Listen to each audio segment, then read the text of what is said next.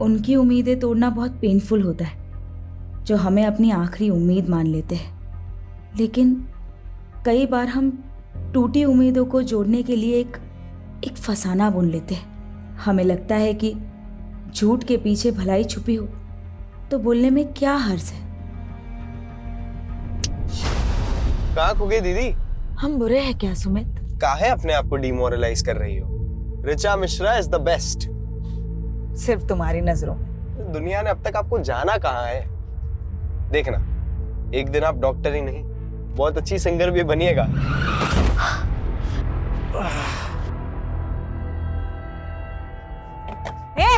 दिखता नहीं है क्या? ओ हीरोइन, लड़की हो ना इसलिए शांत है, वरना तो झापड़ लगाएंगे ना। चल सॉरी बोल और निकल। हम सॉरी बोले?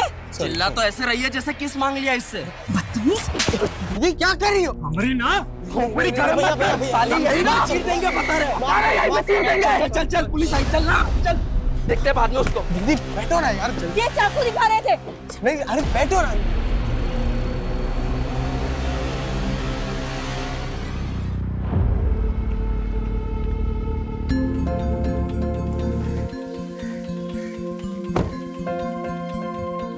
नमस्ते माँ,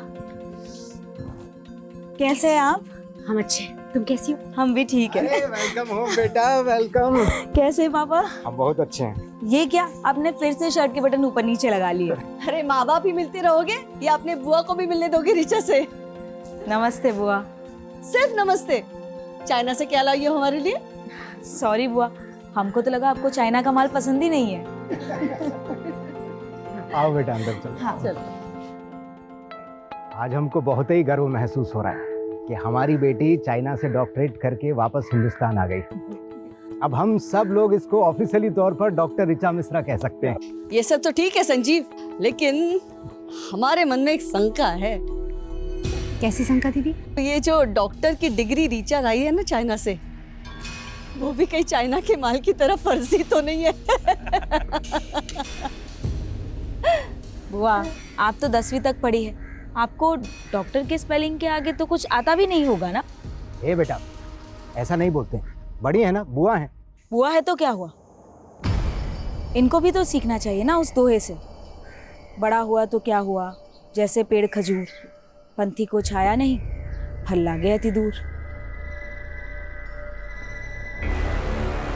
हम लोग ध्यान ही नहीं देते हैं, एक कान से सुनते हैं और दूसरे से निकाल देते हैं। सीमा, तुम ऐसा बात करोगे तो बच्चे कैसे इज्जत करेंगे दीदी की? इज्जत पाने के लिए ना कर्म करना पड़ता है, और आपका तो आदत है अपना बहन का गलतियों पे पर्दा ढाकने का। भूलो मत, हम दीदी के ही घर में रहते हैं। तो हम कहे थे गांव से यहाँ लेकर आने के लिए, गांव में था ना अच्छा खासा मकान, लेकिन नहीं, आप 28 साल से यहाँ दीदी की सेवा में लगे हुए हो। तो दीदी को क्या बेसहारा छोड़ दें? जानती तो 22 साल की थी कि विधवा हो गई। बहुत दे दिया सहारा, अब अपने बच्चों के बारे में सोचिए।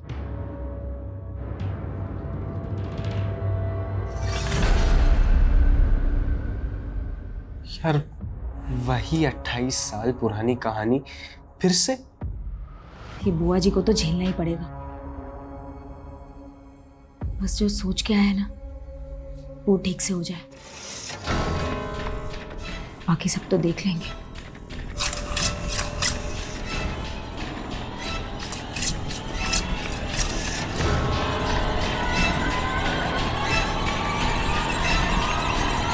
जब से ऋचा ने डॉक्टरेट पूरा किया है ना, हमारा तो मान ही बढ़ गया है।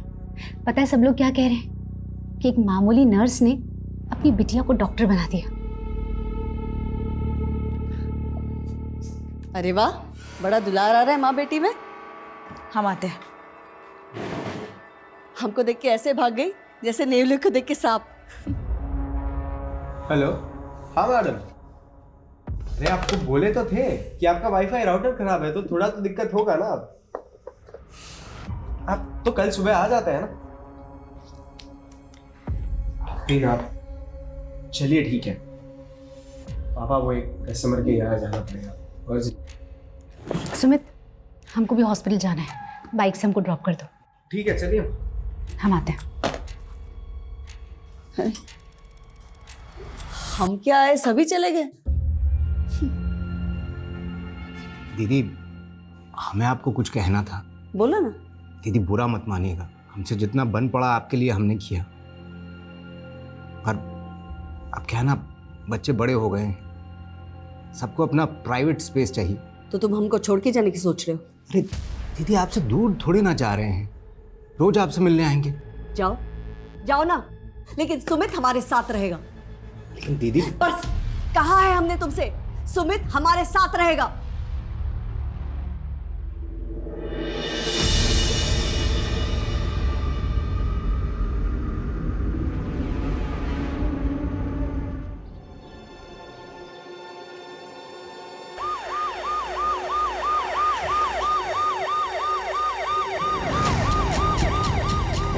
आइए sir.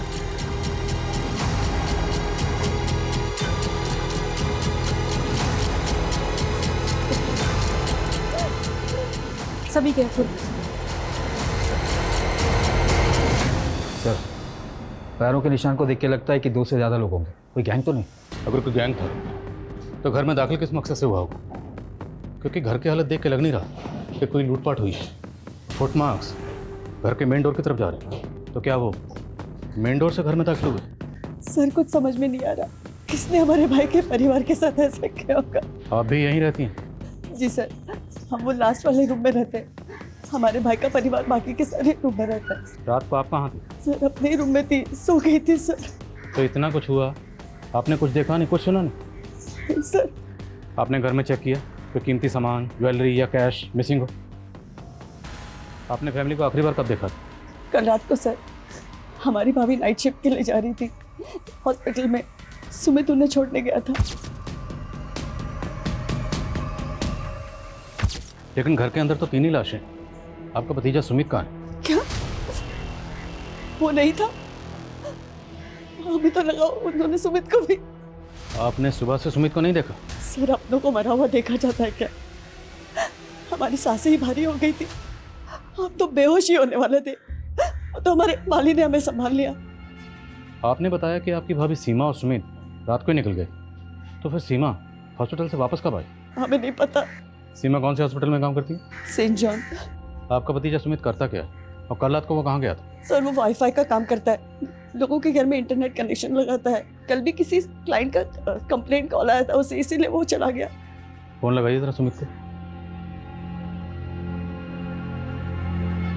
The number you are trying to call is currently switched off. Please try again later. Switch off आ रहा है।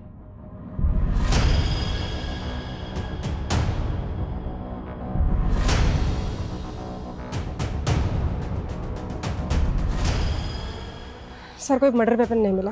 सर घर में कोई फोर्स एंट्री के निशान भी नहीं है, ना लूट ना चोरी। क्रिमिनल्स का मोटिव क्लियरली मर्डर ही लग रहा है। और घर का लड़का सुमित वो गायब है। सर कहीं उसने ही मर्डर तो नहीं किया?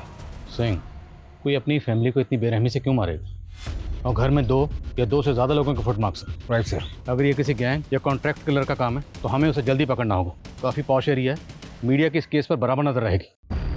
पटना के वीआईपी इलाके में एक ही परिवार के 3 सदस्यों का बहुत बेरहमी से कत्ल कर दिया गया, जिससे पूरा शहर सख्ते में है। क्या ये पुलिस का फेलियर नहीं? जनता को जवाब देना होगा, आखिर ये हमलावर कौन थे? अगर ये जल्दी पकड़े नहीं गए तो दूसरे घरों को भी टारगेट बना सकते हैं। सर सर हमने सुमित की माँ के हॉस्पिटल में चेक किया। सुमित ने अपनी माँ को वहाँ रात 9 बजे ड्रॉप किया था, लेकिन उसकी माँ रात को 1 बजे अचानक नाइट शिफ्ट बीच में छोड़कर चली गई। क्यों? सर सीमा की कलीग का कहना है कि उसके घर से एक इमरजेंसी कॉल आया था और ये कॉल उसके हस्बैंड का था। ऐसी क्या इमरजेंसी थी? सर क्राइम सीन पर किसी भी विक्टिम के फ़ोन भी नहीं मिले। समझ में नहीं आ रहा है कि संजीव ने सीमा को कॉल क्यों किया था रात 1 बजे। उस रात सुमित को भी उसके किसी कस्टमर ने कॉल किया था ना? हाँ सर, उस कस्टमर से भी बात हुई मेरी। उसने बताया कि सुमित रात 11 बजे अपना काम खत्म करके वहाँ से चला गया। तो क्या उसके बाद सुमित घर वापस आया होगा? सर मैंने सुमित के बारे में इन्फॉर्मेशन निकाली तो पता चला मुरारी नगर थाने में 2 साल पहले उस पर अबैटमेंट ऑफ सुसाइड का केस फाइल हुआ है। सर 2 साल पहले की बात है। शंकर नाम के एक आदमी का भी इंटरनेट कनेक्शन का बिजनेस था। उसके छोटे भाई संकेत ने सुसाइड किया था। सुमित पर आरोप था कि उसने शंकर के क्लाइंट्स हथियाने शुरू कर दिए थे। इसी वजह से उन्हें बहुत नुकसान हो रहा था और इसीलिए संकेत ने सुसाइड कर लिया। सर केस में कुछ दम नहीं था, इसीलिए सुमित बरी हो गया था।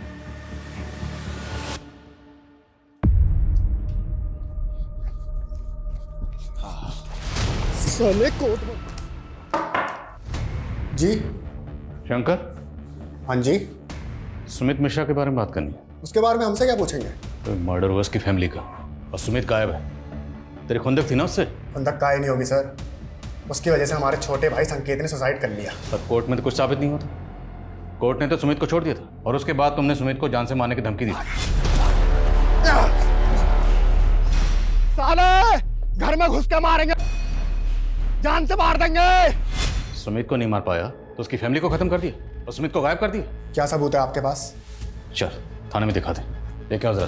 अरे क्या गुंडई है, क्या बदतमीजी है?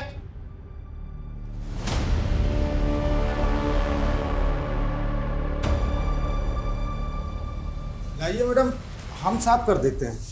चुप रहो तुम, किसी काम के नहीं रहे। जरा सा भाव क्या दे दिया, सारे काम अधूरे छोड़ रहे हो। 2 दिन से पौधों को पानी दिया? वो मैडम यहाँ पे डेथ हुआ था तो हमने सोचा कि तुमको मालूम है पौधे जब मरते हैं ना तो गाली देते हैं। अब क्या उनकी हाय दिलवाओगे? अरे देख क्या रहो, जाओ ना पानी दो।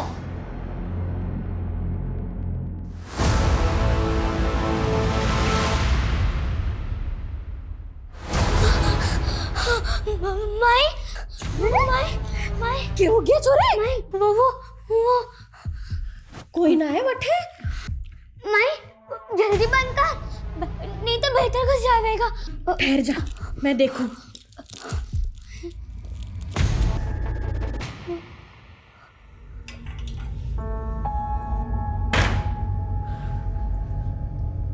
कुछ ना है छोरी, हरा भरम है। माई बहुत बुरा है वो, मार डालेगा मारे को। कुछ ना होगा लाडू, चिंता मत कर। थारी माई है ना, कुछ ना होगा थारे को। ये संजीव मिश्रा प्रोफेसर था, 1 साल पहले रिटायर हुआ। उसकी बीवी 20 साल से वर्किंग वुमेन थी, तो दोनों मियाँ बीवी की मिला के अच्छी खासी इनकम होगी। फिर भी ये दोनों संजीव की बहन के घर पे रह रहे थे, जबकि पटना में खुद का घर है, लेकिन वो घर इन्होंने किराए पे दे रखा। आखिर ऐसा क्यों? सर संजीव की बहन काफ़ी छोटी उम्र में विधवा हो गई थी और इनके आपसी रिश्तों में अभी तक कुछ बुरा सुनने को नहीं मिला है। शंकर की क्या अपडेट है? सर इंक्वायरी चल रही है, लेकिन उसे सिर्फ शक के बिना पर और अंदर नहीं रख सकते। जाने दो उसे, लेकिन नजर रखो, हो सकता है उसी ने सुमित को जानबूझ के गायब किया हो ताकि हमारा शक सुमित पे बना रहे। जी सर। सर काम है। सर हमें बताया गया था कि रिचा मर्डर से 2 दिन पहले डॉक्टरेट करके चाइना से वापस आई, लेकिन सर उसका सीडीआर कुछ और कह रहा है। सर रिचा का फ़ोन पिछले 6 महीने से पटना में ही एक्टिव था। मैंने इमिग्रेशन डिपार्टमेंट से कंफर्म किया, वो 6 महीने पहले ही पटना आ गई। What? यस सर, लेकिन वो 14 तारीख को अपने घर गई थी। और 2 दिन बाद उसका उसकी फैमिली के साथ कत्ल हो गया। आखिर चक्कर क्या है? और अगर वो 6 महीने से पटना में थी तो पटना में कहाँ थी? सर मैंने पता किया है, वो किसी डॉक्टर गौतम कश्यप के क्लिनिक में प्रैक्टिस कर रही थी। तो मिलते हैं इस डॉक्टर कश्यप से और रिचा की फैमिली की एक एक डिटेल पता करो। शायद इस फैमिली का कोई ऐसा राज है जो अभी तक सामने नहीं आया। अच्छा जा रहे हैं हम। हाँ 1 मिनट, आज फिर उल्टी सब पहन ली? अरे ध्यान ही नहीं रहा, अभी सीधे कर लेते हैं। सुमित इस बार छुट्टियों के बाद चाइना जाने का मन नहीं कर रहा। क्या बात कर रही हो दीदी? अभी तो 1 पूरा साल बचा है, फाइनल एग्जाम्स नहीं देनी आपको?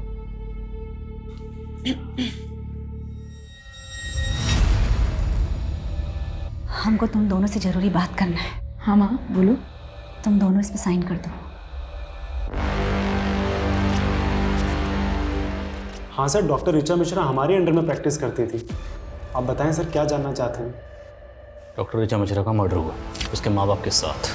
क्या? कब हुआ सर? 16 तारीख को। उसे 2 दिन पहले 14 तारीख को वो बॉन्डिंग कॉलोनी में अपने घर पर पहुंची। उसके घर पर फंक्शन था, सबको यही लगा कि वो सीधा चाइना से डॉक्टरेट करके उसी दिन पटना पहुंच गई। सर 1 मिनट सर, आप कह रहे हैं पटना में घर? सर रिचा ने तो हमें बताया था कि वो मसूरी की रहने वाली है। इवन 13 तारीख को हमसे कह रही थी कि हमें अपने घर मसूरी जाना है। लेकिन सबको तो यही लग रहा था कि वो चाइना से डॉक्टरेट करके आई है। आपके यहाँ कब से प्रैक्टिस कर रही थी? सर यही कोई 6 मंथ से। उसने हमें भी कहा था कि हम चाइना से डॉक्टरेट पढ़ के आए हैं, और उसे अपॉइंट करने से पहले हमने उसकी डिग्री और डॉक्यूमेंट्स भी चेक किए थे। तो आपके पास उस डिग्री और डॉक्यूमेंट की कॉपी तो होगी? जी सर। डॉक्टर ऋचा मिश्रा की सर डिग्री।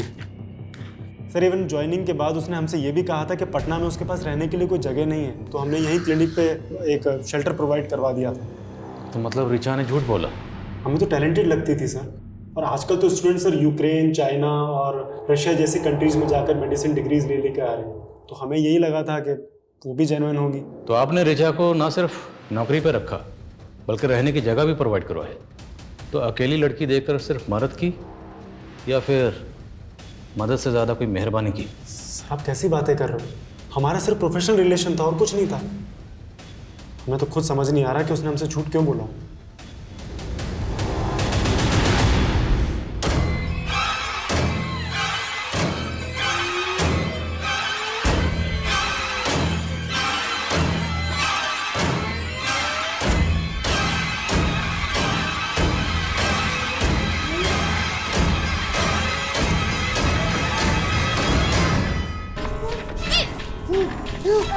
ठीक ना होने देगा हमारी छोरी को? अरे मैं भी पक्की जादूगरनी हूँ, ठीक करके ही मानूंगी हमारी छोरी को। सर इतना तो क्लियर है कि 4 साल पहले ऋचा ने चाइना के इसी इंस्टीट्यूट में एडमिशन लिया था और वो 3 साल तक वहीं पढ़ रही थी। लेकिन सवाल ये है कि अगर ऋचा पिछले 6 महीने से पटना में रह रही थी तो पिछले 6 महीने से अपने माँ बाप से दूर क्यों रह रही थी, वो भी माँ बाप को बिना बताए? 14 तारीख को ऋचा अपने माँ बाप के पास आई और 16 तारीख को ऋचा और उसके माँ बाप का कत्ल हो गया, और 16 तारीख से ही ऋचा का भाई सुमित गायब है। वो कहाँ गायब है कुछ पता नहीं चल रहा। सर ऋचा की बुआ के मुताबिक 14 तारीख को सुमित ही ऋचा को एयरपोर्ट से लेकर आया था। तो मुमकिन है कि सुमित जानता होगा कि ऋचा पिछले 6 महीने से पटना में थी। सर पोस्टमार्टम रिपोर्ट के मुताबिक ये सारे मर्डर्स उस रात 3 से 6 बजे के बीच में हुए थे और सुमित को आखिरी बार उसके कस्टमर के घर देखा गया था रात को 11 बजे। उसके बाद वो कहाँ गया कोई ट्रेस नहीं मिल रहा। और पोस्टमार्टम रिपोर्ट के मुताबिक मर्डर वेपन क्या रहा होगा? सर पोस्टमार्टम डॉक्टर का कहना है कि संजीव और सीमा की बॉडी पे जिस तरह के जख्म मिले वो कोई यू शेप का धारदार हथियार होगा। यू शेप धारदार हथियार क्या होगा? सर हम ऋचा की मूवमेंट चेक कर रहे थे तो एक ट्रैफिक पुलिस से इन्फॉर्मेशन मिली है 14 तारीख को ऋचा और उसके भाई की गाड़ी 2 बाइकर से टकराई थी। सर उन दोनों लड़कों ने ऋचा और उसके भाई पे हमला करने की कोशिश भी की। सर ट्रैफिक पुलिस ने उन दोनों लड़कों का पता लगा लिया था, लेकिन ऋचा और उसके भाई ने गवाही देने से मना कर दिया, इसलिए कोई केस ही नहीं बना। वो दोनों लड़के कौन थे?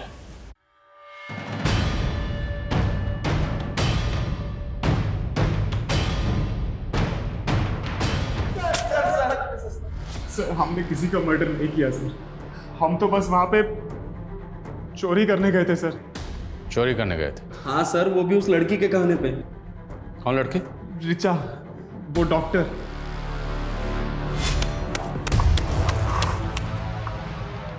तो वही गाड़ी है ना? हाँ भाई ये तो वही गाड़ी है। तू यहाँ क्या कर रही है? तुमसे दोस्ती करने आए हैं। दोस्ती? हमारा एक काम करोगे? उस काम के लिए हम तुम्हें पैसे भी देंगे। सर उसने बोला था कि 16 तारीख की रात को उसके घर पे जाकर सोने और कैश के साथ साथ उसकी डॉक्टर की डिग्री भी चोरी कर लेना। लेकिन सर हम जब वहां पहुंचे तो हम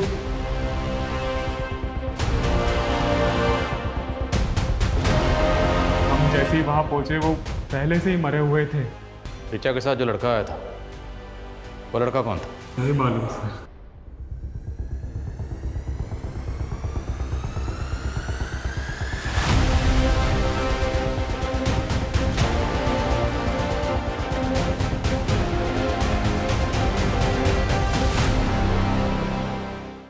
सर इन लड़कों पर यकीन तो नहीं किया जा सकता, लेकिन ऋचा के बारे में जो बातें अब पता चल रही है वो इनकी कहानी पे यकीन करने पे मजबूर कर रहा है सर।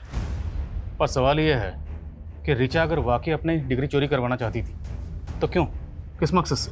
सर हो सकता है वाकई ये दोनों किसी के कहने पे कहानियां बना रहे हो, शायद शंकर। ये दोनों किसी लड़के का भी जिक्र कर रहे हैं जो ऋचा के साथ था। वो लड़का कौन होगा? और अगर मान लो ऋचा गहनों और पैसों के साथ अपनी डिग्री भी चोरी करवाना चाहती थी तो चोरी तो हुई नहीं, मतलब डिग्री अभी भी वहीं होगी। सर क्या कर रहे हैं आप? सर क्या इसके पीछे? कुछ भी तो नहीं है सर। सर ये पुराना। आप पीछे। सर कुछ नहीं है इसके पीछे। सर चाबी कहाँ इसकी? नहीं पता हमें, कुछ नहीं है इसके वजह सर सर प्लीज।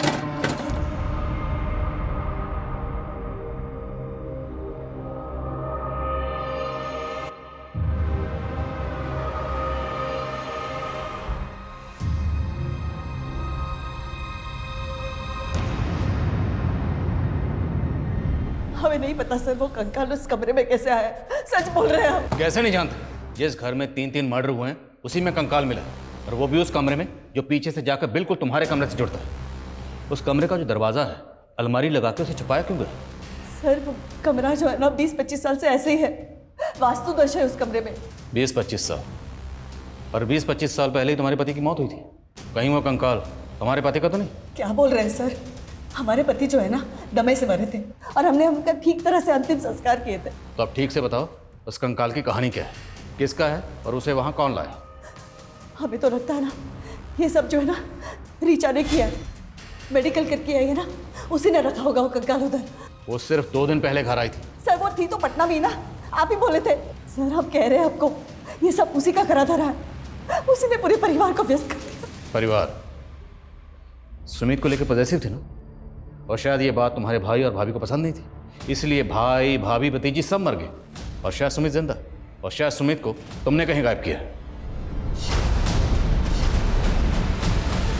कब से इल्जाम लगाए जा रहे हैं आप?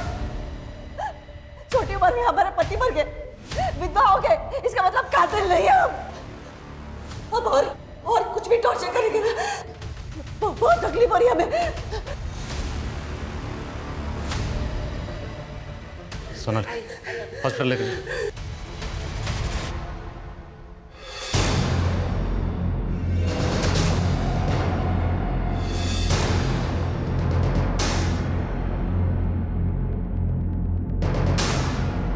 सर एंटी फ्रॉड डिपार्टमेंट ने रिचा की डिग्री की ऑथेंटिसिटी चेक की है, कंफर्म ये डिग्री फेक है। सवाल यह है कि रिचा ने फेक डिग्री क्यों बनवाई, और जय और प्रदीप के मुताबिक रिचा इस डिग्री को चोरी करवाना चाहती थी। क्यों? कहीं दोनों लड़के हमें घुमा तो नहीं रहे? सर इन लड़कों से उस लड़के का स्केच बनवाते हैं, हो सकता है कि इस कहानी का कनेक्शन उस लड़के से जुड़ा हो।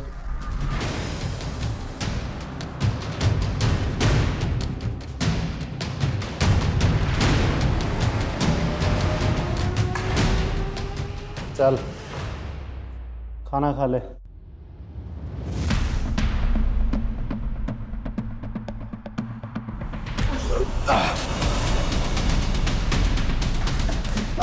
छोड़ो मुझे।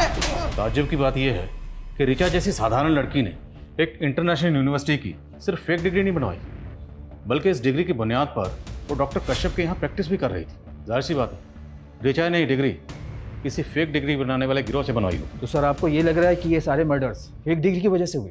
इस गिरोह को ढूंढना हमारी रिस्पॉन्सिबिलिटी, क्योंकि इस गिरोह ने सिर्फ एक फेक डिग्री तो नहीं बनाई होगी, और भी डिग्रीज बनाई होगी, और उन डिग्रीज को लेके बाकी लड़के लड़कियां अलग अलग जगह पे डॉक्टर बनके प्रैक्टिस कर रहे होंगे। ये लोगों की जान के साथ बहुत बड़ा खेल हो रहा है। हम इस एंगल में काम करते हैं। और सर जिस अलमारी में हमें डिग्री मिली थी उसमें ये एफिडेविट मिला है सर, और नीचे सुमित और रिचा का साइन भी है सर। तुम दोनों इसमें साइन कर दो। इस एफिडेविट के मुताबिक सुमित और रिचा कभी बच्चा पैदा नहीं करें।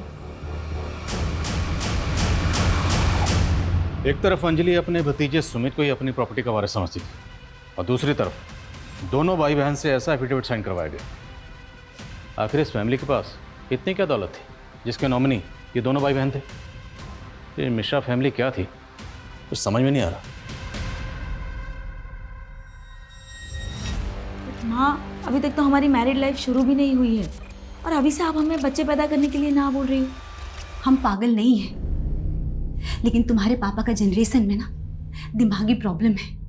तुम्हें पता है तुम्हारे चाचा जी एबनॉर्मल थे, सुसाइड किए थे। तुम्हारे दादाजी बुढ़ापे में तुम्हारे पापा जी जैसे हो गए थे, और हम अपने हॉस्पिटल में सीनियर डॉक्टर से इसके बारे में बात की। उन्होंने बताया कि जेनेटिक डिजीज है, तो तुम लोग को अपना परिवार बनाने से पहले पता होना चाहिए कहाँ प्रिकॉशन लेना है और कहाँ नहीं।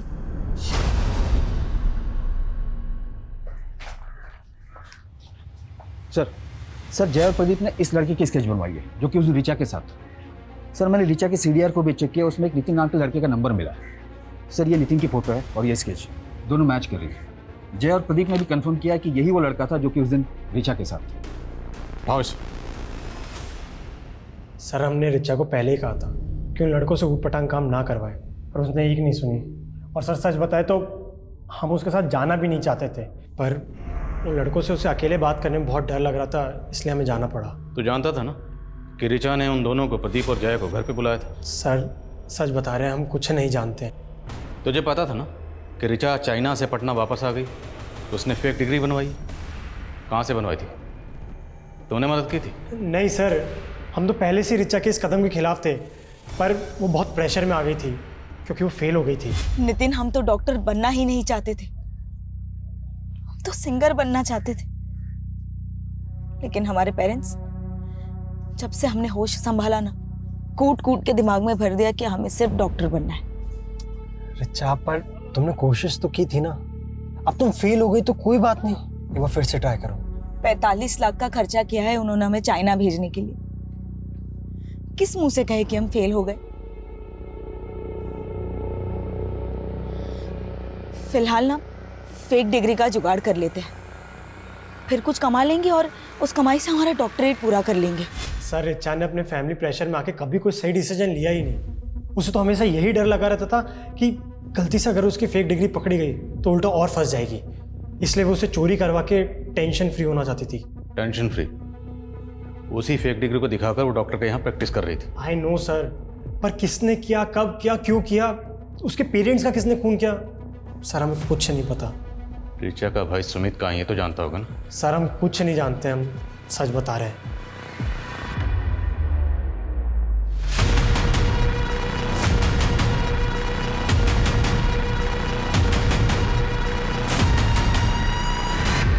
ये स्केलेटन 30 से 35 साल के किसी आदमी का होगा। जब इसकी मौत हुई होगी तकरीबन यही उम्र रही होगी इसकी। और मौत कब हुई होगी? यही कोई 5 से 7 साल पहले। पर हमें तो लगा कि ये स्केलेटन वहाँ इससे भी ज़्यादा सालों से रखा गया होगा, क्योंकि हमें जब स्केलेटन मिला उस वक्त इस पर काफ़ी धूल जमी हुई थी। लेकिन सर हमें उस धूल और मैल की लेयर के नीचे एक ऐसी लुब्रिकेंट की लेयर मिली है जो आमतौर पर स्केलेटन को प्रिजर्व करके रखने में इस्तेमाल होती है। तो मिश्रा हाउस में वो कौन था जो स्केलेटन को प्रिजर्व करके रखना चाहता था?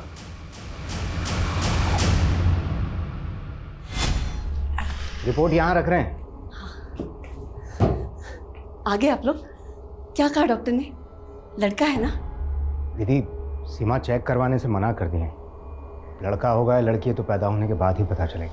लेकिन हम बोले ना तुमसे, हमको अपना बेटा चाहिए।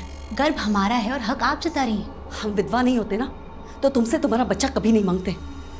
तो कर लीजिए ना दूसरा शादी, किसने रोका है? नहीं कर सकते ना, बात है हम। सर भले ही स्केलेटन को प्रिजर्व करके रखा जा रहा था, लेकिन किसी आम आदमी के लिए स्केलेटन का इंतजाम करना इतना आसान काम नहीं है। मैंने ऐसे केसेस के बारे में सुना है जहाँ पर कब्रिस्तान से स्केलेटन गायब करके उनकी खरीद फरोख्त की जाती है। सिंह, आजकल इस तरह की खरीद फरोख्त डार्क वेब के जरिए भी होती है। डार्क वेब एक ऐसी काली दुनिया है जहाँ पर इलीगल हथियारों से लेकर हर तरह की इलीगल और बैन चीज़ों की खरीद फरोख्त होती है। सर इसमें तो साइबर सेल की एक्सपर्टीज़ है और ये सोर्सेज को ढूंढने में तो काफ़ी वक्त लग जाएगा। चांस तो लेना पड़ेगा। इस केस को सॉल्व करने के लिए हमें इस केस की जड़ तक जाना होगा। इस केस से जुड़े हर शख्स के डिजिटल फुटप्रिंट चेक करो, शायद कोई क्लू मिले। सर हमें सर हमने मिश्रा फैमिली की पिछले 4 साल की जीपीएस हिस्ट्री चेक की है सर। उसमें सुमित और उसकी माँ सीमा की 2 साल की जीपीएस हिस्ट्री चेक करने वाली है सर। सर करीब 2 साल पहले सुमित और सीमा राजस्थान के धुमनी गांव गए थे सर। कई सालों पहले इस गांव को हॉन्टेड माना जाता था। रूमर्स थे कि इस गांव में भूत प्रेत हैं। तो ये दोनों माँ बेटा उस गांव में क्या करने गए थे? इनका उस गांव से कोई कनेक्शन? नहीं सर, ये दोनों तो बिहार से ही बिलोंग करते हैं। तो हमें पता करना होगा कि सुमित और उसकी माँ उस गांव में क्या करने गए थे।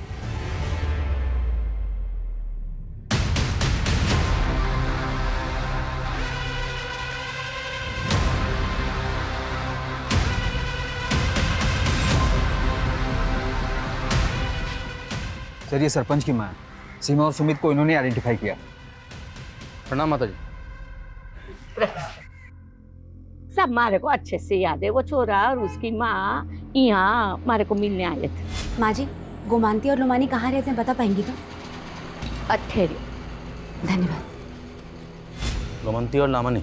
हाँ साहब, वही गोमंती और लामनी जिनका भूत 50 साल से फिर रहे हैं। बड़ी अच्छी बेटा थी बेचारी माँ बेटी की, जादूगरनी वैद्य जो कह लो, लेकिन गांव वालों को लगता था कि गोमंती काला जादू करती थी और फिर गांव में कुछ लोगों ने उनको मार दिया और उनकी आत्मा भटक गई। सर 50 साल पुरानी माँ बेटी की मर्डर की कहानी जो कि काला जादू करते थे। भला सुमित और उसकी माँ इस कहानी को इतने डिटेल में जानने के लिए इंटरेस्टेड क्यों होंगे? अगर देखा जाए तो इंटरनेट पे इस घटना के बारे में पूरी जानकारी होगी, फिर भी सुमित और उसकी माँ इस घटना के बारे में जानने के लिए पर्सनली इस गांव में आए और 2 साल बाद सुमित की माँ सीमा, उसके फादर संजीव और बहन ऋचा का मर्डर हो गया, और वो भी इतने ब्रूटल तरीके से। सर इस क्राइम का ना ही कोई मोटिव समझ में आ रहा है और ना ही ये कि ये किया किसने। आई थिंक वो शायद इसलिए क्योंकि अभी तक हम इस केस को रेगुलर तरीके से इन्वेस्टिगेट करते आ रहे हैं। क्यों ना हम इस केस को देखने का नजरिया बदलें। नजरिया बदलेंगे तो तहकीकात बदलेगी और तब शायद कोई क्लू हाथ लगे।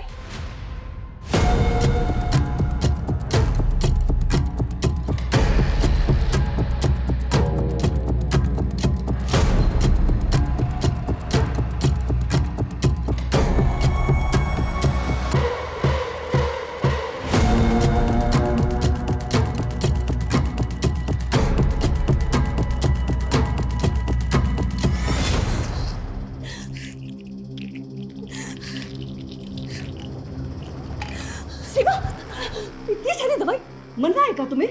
हमें इस घर में ब्याहना ही नहीं चाहिए था। आप सब लोगों ने हमसे ये बात छुपाई कि संजीव जी को दिमाग का दौरा पड़ता है और आप लोग की जनरेशन में सबको यही बीमारी था। कहीं इसका असर हमारे बच्चों पे पड़ा तो? ऐसा कुछ नहीं होगा। रिया 3 साल की हो गई है ना, कुछ हुआ उसे? नहीं ना, बच्चा भी स्वस्थ होगा। सर हमने सस्पेक्ट और विक्टिम से जुड़े सभी लोगों की लिस्टिंग की थी, लेकिन उसमें एक नाम ऐसा भी है जिस पर हमारा ध्यान ही नहीं गया, और वो है डॉक्टर गौतम कश्यप, जिसकी क्लिनिक में ऋचा काम करती थी और उसके घर का इंटरनेट कनेक्शन सुमित नहीं लगाया था। मतलब डॉक्टर कश्यप सिर्फ ऋचा को नहीं, उसके भाई सुमित को भी जानता था।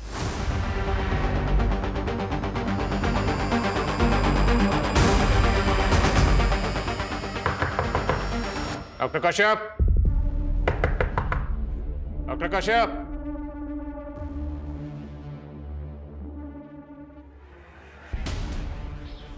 दरवाजा तोड़ो।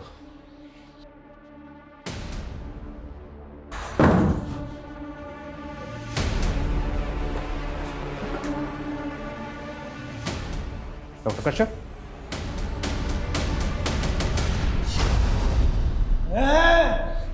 अगर माँ बेटी ने अलग करवा की कोशिश की तो काट और फेंक दो रे। निकलो उठा सा, निकलो उठा सा, निकलो उठा सा, निकलो उठा सा। 50 साल से माँ बेटी जुदा, हाँ, और अब थमाना फिर से अलग करवो चाहो, हाँ? मैं काट और फेंक दूंगी। छोड़ो, छोड़ो मुझे। सुमित, सुमित, क्या बात कर रहे हो डॉक्टर गौतम? पिछले जन्म में हम लड़की थे। हाँ, हम तुम्हारी माँ थे, एक औरत, और वैद्य का काम करते थे, और इस जन्म में हम डॉक्टर हैं।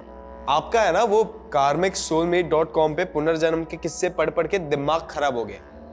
अभी तुम नादान हो ना, यकीन नहीं करोगे।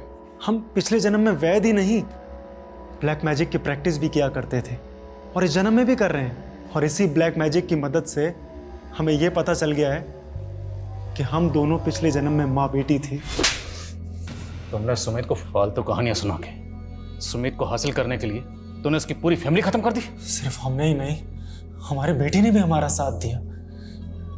जिन 3 लोगों ने 50 साल पहले हमें मारा था, हमने उन्हें मारकर अपना बदला पूरा किया है।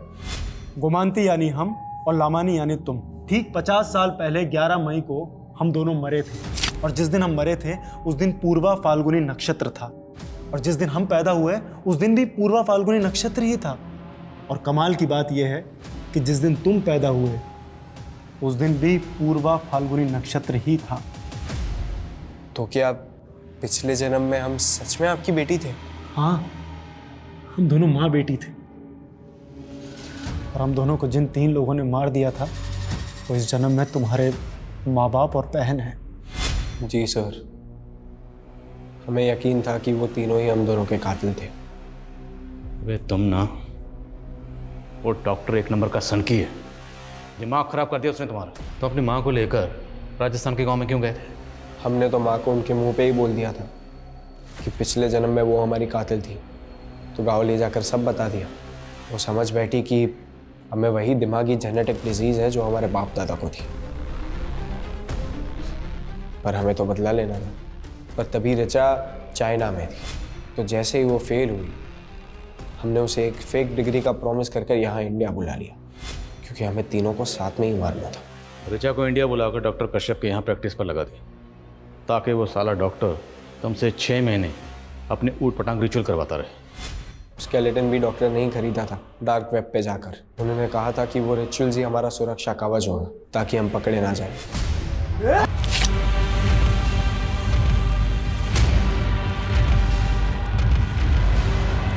माँ,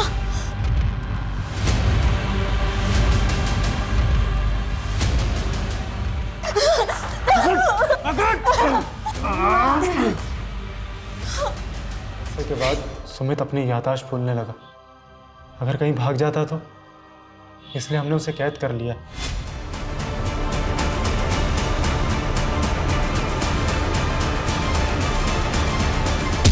हम उसे बार बार याद दिलाते हैं कि हम उसकी माँ हैं और वो हमारी बेटी। सनकी, तूने अपने पागलपन के चक्कर में एक पूरी फैमिली को खत्म कर दिया। एक बच्चे को ऊट पटांग पास सुनाकर उसका पूरा फ्यूचर बर्बाद कर दिया तूने।